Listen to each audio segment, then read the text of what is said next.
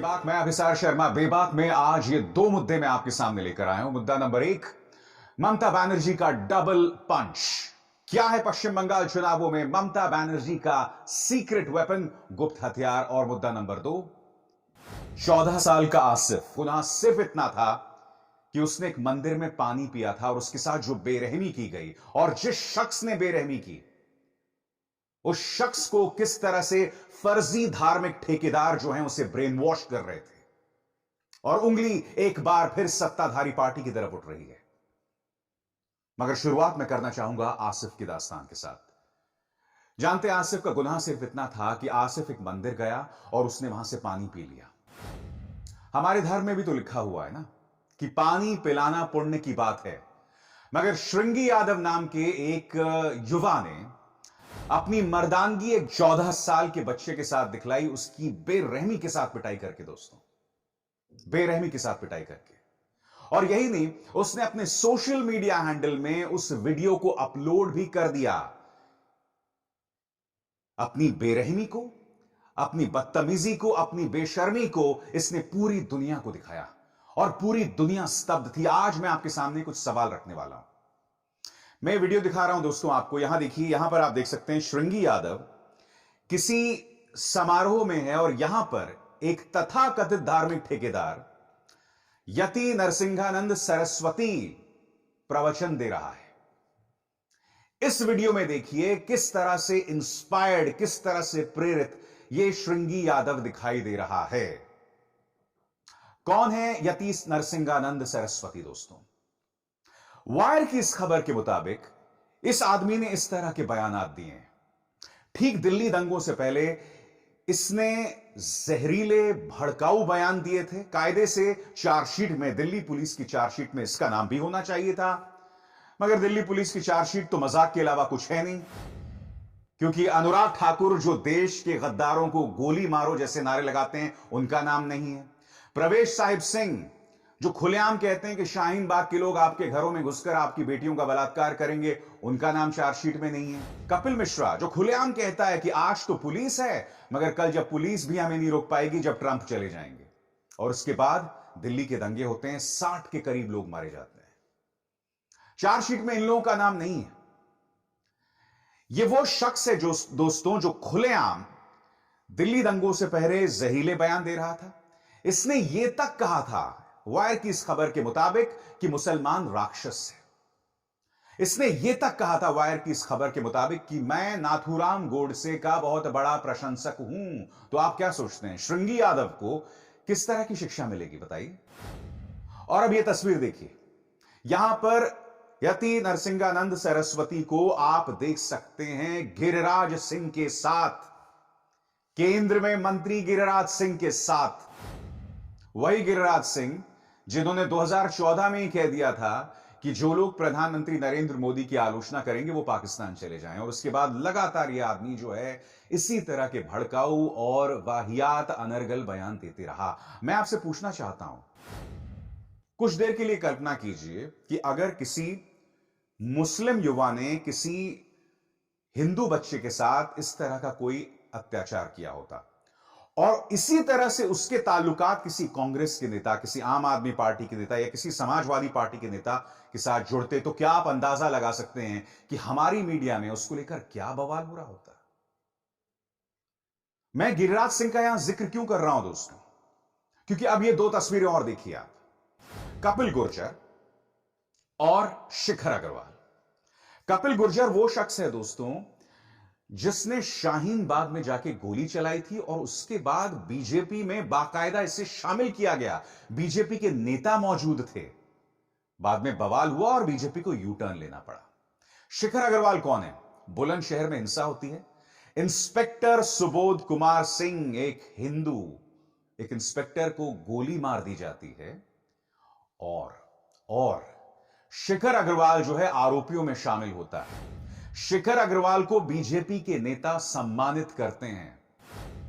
मैं आपसे पूछना चाह रहा हूं, मैं बीजेपी से पूछना चाह रहा हूं कि आखिर क्या वजह है कि हर तरह की अराजकता के तार भारतीय जनता पार्टी से जुड़ते हैं, और इस तरह की अराजकता को बढ़ावा देकर आप मेरे समाज को किस दैत्य में परिवर्तित करना चाहते हो? आप मेरे समाज में कितनी अराजकता फैलाना चाहते हो बताओ।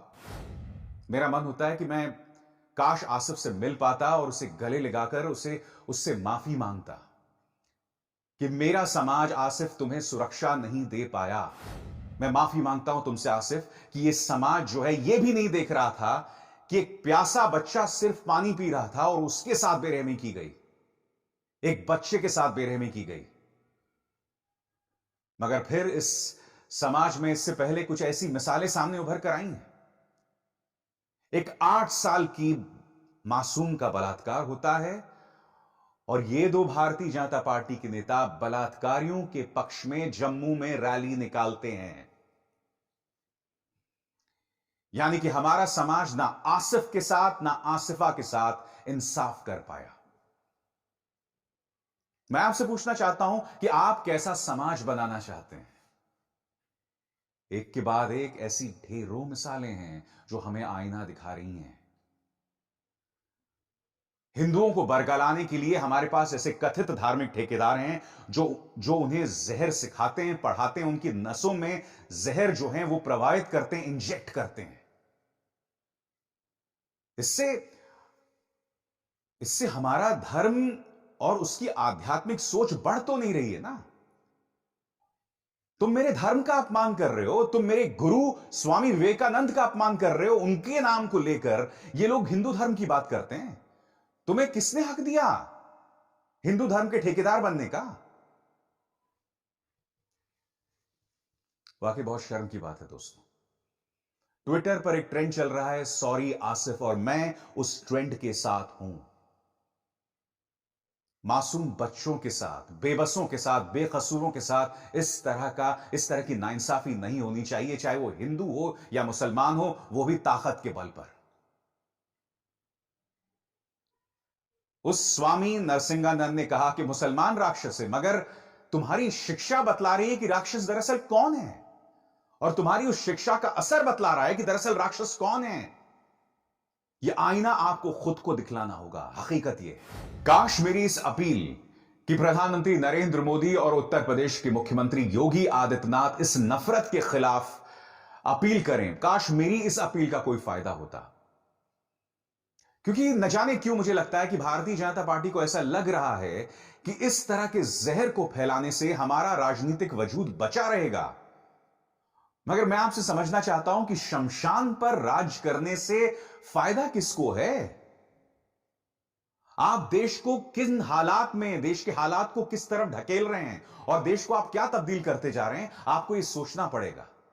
इतनी बड़ी पॉलिटिकल पार्टी, इतनी धनी पॉलिटिकल पार्टी, और सोच के लिहाज से निहायत ही संकीर्ण विचारधारा, सोच के लिहाज से आप देखिए इनकी सोच क्या है। यह बहुत बड़ा आईना है जो हमें दिखा रहा है। आसिफ के साथ जो ये बेरहमी हुई है ना, ये पूरे समाज को आईना दिखा रहा है। बेबाक में आज का दूसरा विषय है ममता बनर्जी का डबल पंच। इस तस्वीर को देखिए दोस्तों, ममता बनर्जी बाकायदा बाहर आ गई हैं और इसी तरह से व्हील चेयर में बैठकर वो अब प्रचार प्रसार करने वाले हैं। तो आप अंदाजा लगा सकते हैं कि पश्चिम बंगाल की जनता पर इसका क्या असर पड़ने वाला है। खबर यह भी है कि यशवंत सिन्हा जो हैं वो टीएमसी में शामिल हो गए हैं, यानी कि ममता बनर्जी की पार्टी में शामिल हो गए हैं। आप जानते हैं कि अटल जी की सरकार में, चंद्रशेखर जी की सरकार में ये मंत्री भी रहे थे। खबर यह नहीं है क्योंकि यशवंत सिन्हा के शामिल होने से कोई टीएमसी को जीत नहीं मिल जाएगी। मगर यशवंत सिन्हा ने कहा क्या, इस पर गौर कीजिए आप। उन्होंने कहा कि जब कांधार अपचालन हुआ था, कांधार भारतीय विमान का अपचालन हुआ था और उसे कांधार ले जाया गया था, तो उस वक्त ममता बनर्जी ने वाजपेयी सरकार, क्योंकि वो सरकार में शामिल थी, तो उन्होंने कहा था कि मुझे ले जाओ और मैं खुद को बंधक के तौर पर देने को तैयार हूं। क्या कहा यशवंत सिन्हा ने, पहले आप सुनिए। आज मैं आपको बताना चाहता हूं कि जब इंडियन एयरलाइंस का हवाई जहाज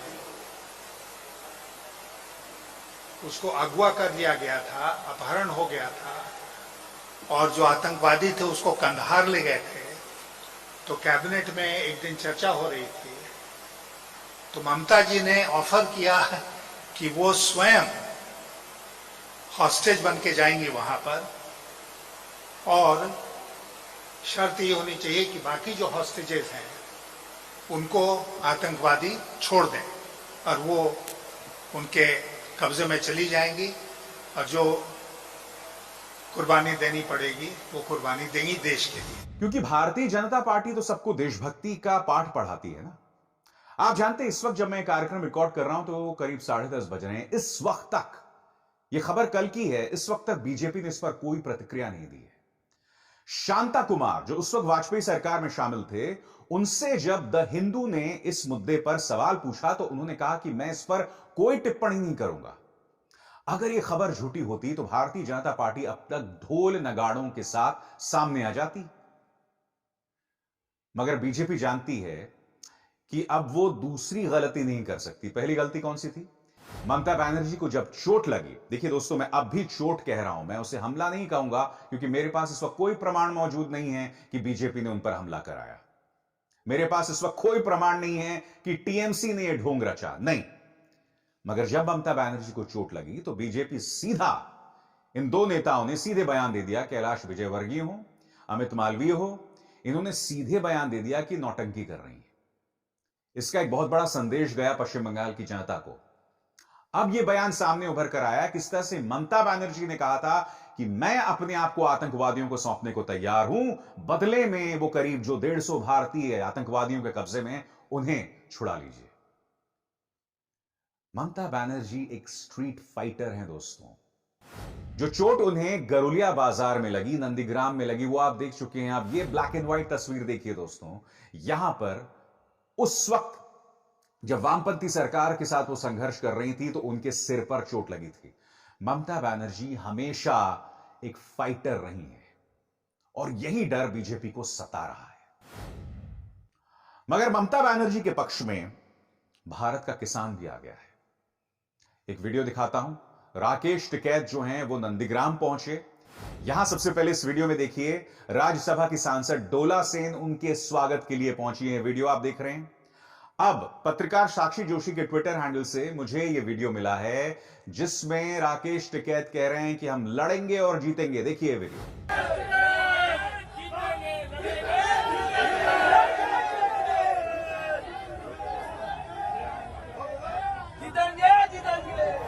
और इस तरह से तमाम किसान जो हैं इस वक्त पश्चिम बंगाल में डेरा गाढ़े हुए हैं और इनमें से कई लोग बांग्ला भाषा में अपनी बात रख रहे हैं। किसान कह रहा है कि यह सरकार अपने वादे पूरे नहीं कर रही है, वादा खिलाफी कर रही है, बरगला रही है और यह भारतीय जनता पार्टी के लिए चिंता का सबब होना चाहिए। मुझे बहुत अटपटा लगा दोस्तों कि तेजी का दम भरने वाला एक चैनल, उसकी एक एंकर ने राकेश टिकैत के साथ इंटरव्यू किया और सवाल किया कि राकेश जी, आप तो बीजेपी के खिलाफ प्रचार कर रहे हैं, आप तो ममता बनर्जी के पक्ष में प्रचार कर रहे हैं, आप ऐसा कैसे कर सकते हैं? आप तो एक राजनीतिक पार्टी के समर्थन में आ गए हैं। मुझे यह सवाल इतना वाहियात और इतना अजीबोगरीब लगा। और खासकर देखिए, कह कौन रहा है? ये वो पत्रकार हैं, ये वो एंकर हैं जो खुलेआम अपने चैनल के अंदर बीजेपी के लिए चुनाव प्रचार करते हैं, प्रचार प्रसार करते हैं, खुलेआम। ये खुलेआम अपने डिबेट्स के अंदर विपक्ष पर ही हमला साधते हैं। इनसे आप निजी तौर पर बात करें तो ये लोग जो हैं, इनके मन में सपना है कि काश मैं कभी बनारस से चुनाव लड़ूंगी या लड़ूंगा। इनके तमाम सपने हैं दोस्तों, इनकी महत्वाकांक्षाएं हैं बीजेपी के टिकट पर चुनाव लड़ना। इनके चैनल्स खुलेआम बीजेपी के पक्ष में प्रचार प्रसार करते हैं। मगर जब राकेश टिकैत जो एक किसान हैं, जो एक आजाद नागरिक हैं, वो किसी पार्टी के पक्ष में प्रचार नहीं कर सकते। हालांकि राकेश टिकैत कह रहे हैं हम कोई टीएमसी के पक्ष में प्रचार नहीं कर रहे हैं, हम बीजेपी के खिलाफ प्रचार कर रहे हैं। ट्रैक्टर भी वही है, आदमी भी वही है। जिस दिन संयुक्त मोर्चा तय करेगा, अब की बार पार्लियामेंट पे नई मंडी खुल गई, वहां पूरा एमएसपी पे भाव बिकेगा। अगला टारगेट पार्लियामेंट पे होगा। कान खोल कर दिल्ली सुन ले। जब भी अरे और ट्रैक्टर को रोका था कोई, दिल्ली बाजार से ट्रैक्टर कौन रोका था? जाओगे दिल्ली में ट्रैक्टर, फिर जाएंगे। बीजेपी के खिलाफ प्रचार का एक पूरा हुजूम जो है इस वक्त कोलकाता में निकल पड़ा है, क्योंकि एक बाकायदा रैली निकाली गई थी जिसमें कहा गया था नो वोट टू बीजेपी, यानी कि आप किसी को भी वोट दें मगर बीजेपी को वोट ना दें। यह पूरा प्रचार जो है इस वक्त चलाया जा रहा है कोलकाता में। तो मैं पूछना चाहता हूं कि राकेश टिकैत एक स्वतंत्र आजाद नागरिक, गैर राजनीतिक, वो किसी के पक्ष में भी प्रचार प्रसार कर सकता है, मगर इन चैनल्स को अपने गिरबान में झांकना पड़ेगा कि तुम क्या कर रहे हो पत्रकारिता के नाम पर। क्या तुम्हें अपनी पत्रकारिता को लेकर थोड़ी सी भी शर्म नहीं आती है? तुम्हारे पत्रकार तो ये खुलेआम कहते हैं, जब हमारे 20 जवान शहीद हो जाते हैं तो ये कहते हैं कि सुरक्षा का जिम्मा कोई सरकार का थोड़ी ना होता है, सुरक्षा का जिम्मा तो सेना का होता है। यानी कि जब बालाकोट में हमले में राजनीतिक मालपुआ बटोरना हो तो इसका श्रेय सीधा मोदी जी को जाएगा, मगर जब देश को कोई झटका लगेगा जिसमें हमारे 20 जवान शहीद हो जाएंगे, तब इसका दोष ये लोग सीधे सेना पर मढ़ देते हैं। इतने बेशर्म लोग हैं ये लोग। तो कृपया ये चैनल्स दूसरों पर सवाल न करें कि आप एक राजनीतिक पार्टी के पक्ष में प्रचार क्यों कर रहे हैं, आप एक राजनीतिक पार्टी का मोहरा क्यों हैं। इन्हें कोई अधिकार नहीं है करने का, बिल्कुल भी अधिकार नहीं। ना इन्हें पत्रकारिता समझ आती है, ना इन्हें सामाजिक सरोकार समझ आते हैं, कुछ भी इन्हें समझ नहीं आता है। दोस्तों, मैं जानता हूं आप लोगों में से कई लोग मुझसे सवाल पूछते रहते हैं कि आपके हिसाब से पश्चिम बंगाल के चुनाव कौन जीतेगा। यकीनन ममता बनर्जी को जो चोट लगी है उसके बाद वहां की चुनावी फिजा में एक परिवर्तन को आप महसूस कर सकते हैं, मगर आप एक बात भूल रहे हैं। वो बात यह कि जब लोकसभा के चुनाव हुए थे तो भारतीय जनता पार्टी और तृणमूल कांग्रेस के बीच सीटों का आंकड़ा बहुत कम था, number 1। Number 2, Bharatiya Janata party इस देश की नहीं दुनिया की धनी पार्टियों में से एक है। उसके पास बेतहाशा रिसोर्सेज हैं, उसके पास प्रधानमंत्री नरेंद्र मोदी जैसी शख्सियत है जिसके बारे में जिनकी कोई गलती नहीं हो सकती, ऐसा हमारा मीडिया प्रचार प्रसार करता है। क्योंकि देखिए होता क्या है, बेबाक जैसा कार्यक्रम, ये द लाइव टीवी जैसा जो एक चैनल है वो लाखों तक पहुंचता है, मगर मीडिया, मुख्य धारा की मीडिया जो अखबारों के जरिए या जो न्यूज चैनल्स के जरिए जिसका प्रचार प्रसार होता है, वो करोड़ों तक पहुंचता है। हम आपके सामने हकीकत बतलाते हैं सरकार की, उनसे सवाल करते रहते हैं, मगर ये तो सवाल ही नहीं करते हैं। तो आप इससे अंदाजा लगा सकते हैं कि जो लोग अब ये कह रहे हैं ना कि ममता बनर्जी सुपड़ा साफ कर देंगी, वो गलत फहमी में ना रहें। ये चुनाव अब भी खुला हुआ है, अब भी कांटे का हो सकता है, और ये ना भूलें 2 मई को नतीजे आने हैं, तो बहुत लंबा वक्त है, अभी बहुत लंबा वक्त है। इसलिए हम सब इंतजार करें। 8 चरणों का मतदान है पश्चिम बंगाल में, यह भी ना भूलें। यानी कि 3 चरणों में आपने तमिलनाडु निपटा दिया और 8 चरण चाहिए आपको पश्चिम बंगाल के लिए। मैं फिर दोहरा दूं दोस्तों, मैं अब भी ईवीएम वाली थ्योरी में विश्वास नहीं करता, मगर यकीनन पश्चिम बंगाल के चुनाव बहुत दिलचस्प होने वाले हैं। ये तमाम फैक्टर्स हैं, ममता बनर्जी, प्रधानमंत्री नरेंद्र मोदी, और फिर तीसरा फैक्टर ना भूलें, वामपंथी दल और कांग्रेस। ये किसी और को नहीं बल्कि ममता बनर्जी को ही नुकसान पहुंचाएंगे। इसलिए आप में से जो लोग ये कह रहे हैं कि भाई चुनावी नतीजे आ गए, वो गलतफहमी में ना रहें। बेबाक में बस इतना ही। अब विशाल शर्मा को दीजिए इजाजत।